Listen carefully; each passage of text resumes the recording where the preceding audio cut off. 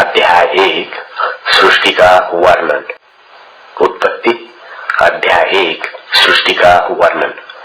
आदि में परमेश्वर ने आकाश और पृथ्वी की सृष्टि की और पृथ्वी बेडौल और सुनसान पड़ी थी और गहरे जल के ऊपर अंधियारा था तथा परमेश्वर का आत्मा जल के ऊपर मंडलाता था।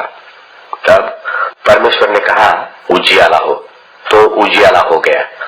और परमेश्वर ने उजियाले को देखा कि अच्छा है, और परमेश्वर ने उजियाले को अंधियारे से अलग किया और परमेश्वर ने उजियाले को दिन और अंधियारे को रात कहा तथा सांझ हुई फिर भोर हुआ।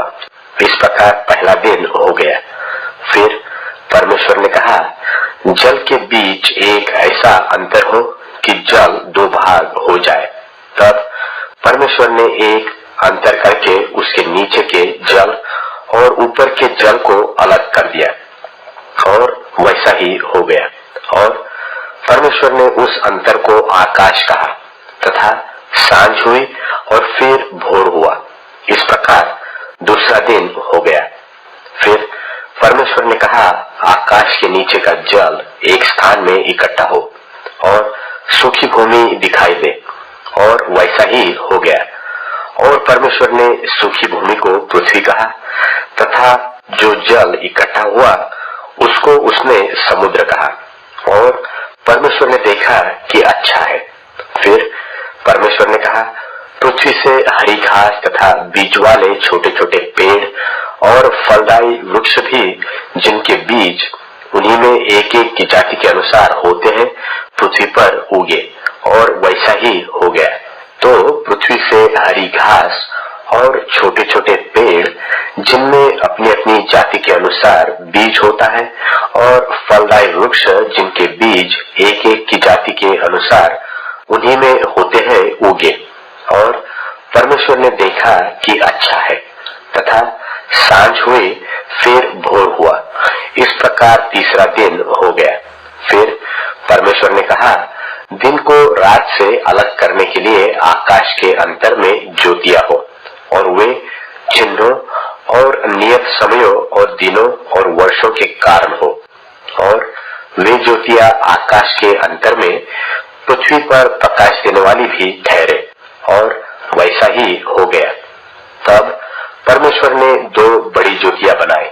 उनमें से बड़ी ज्योति को दिन पर प्रभुता करने के लिए और छोटी ज्योति को रात पर प्रभुता करने के लिए बनाया, और तारागण को भी बनाया। परमेश्वर ने उनको आकाश के अंतर में इसलिए रखा कि वे पृथ्वी पर प्रकाश दे तथा दिन और रात पर प्रभुता करें और उजियाले को अंधियारे से अलग करें। और परमेश्वर ने देखा कि अच्छा है तथा सांझ हुई फिर भोर हुआ। इस प्रकार चौथा दिन हो गया। फिर परमेश्वर ने कहा जल जीवित प्राणियों से बहुत ही भर जाए और पक्षी पृथ्वी के ऊपर आकाश के अंतर में उड़े। इसलिए परमेश्वर ने जाति जाति के बड़े बड़े जल जंतुओं की और उन सब जीवित प्राणियों की भी सृष्टि की जो चलते फिरते हैं, जिनसे जल बहुत ही भर गया, और एक एक जाति के उड़ने वाले पक्षियों की भी सृष्टि की। और परमेश्वर ने देखा कि अच्छा है।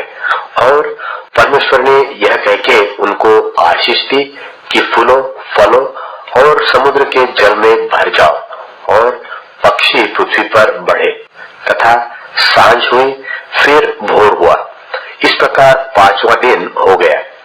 फिर परमेश्वर ने कहा पृथ्वी से एक एक जाति के जीवित प्राणी अर्थात घरेलू पशु और रेंगने वाले जंतु और पृथ्वी के वन पशु जाति जाति के अनुसार उत्पन्न हो, और वैसा ही हो गया।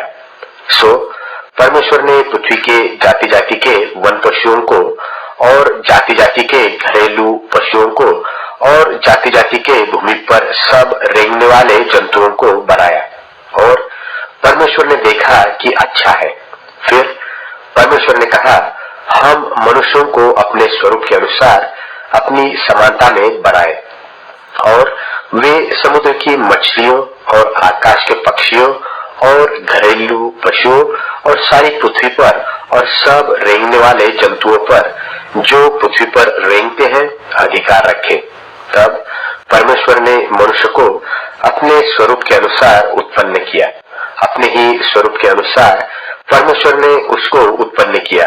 नर और नारी करके उसने मनुष्यों की सृष्टि की और परमेश्वर ने उनको आशीष दी और उनसे कहा, फूलो फलो और पृथ्वी में भर जाओ और उसको अपने वश में कर लो और समुद्र की मछलियों तथा आकाश के पक्षियों और पृथ्वी पर रेंगने वाले सब जंतुओं पर अधिकार रखो। फिर परमेश्वर ने उनसे कहा, सुनो, जितने बीज वाले छोटे छोटे पेड़ सारी पृथ्वी के ऊपर हैं और जितने वृक्षों में बीज वाले फल होते हैं वे सब मैंने तुमको दिए हैं, वे तुम्हारे भोजन के लिए है। और जितने पृथ्वी के पशु और आकाश के पक्षी और पृथ्वी पर रेंगने वाले जंतु हैं जिनमें जीवन के प्राण है, उन सब के खाने के लिए मैंने सब हरे हरे छोटे पेड़ दिए हैं। और वैसा ही हो गया। तब परमेश्वर ने जो कुछ बनाया था सबको देखा तो क्या देखा कि वह बहुत ही अच्छा है। तथा सांझ हुई फिर भोर हुआ।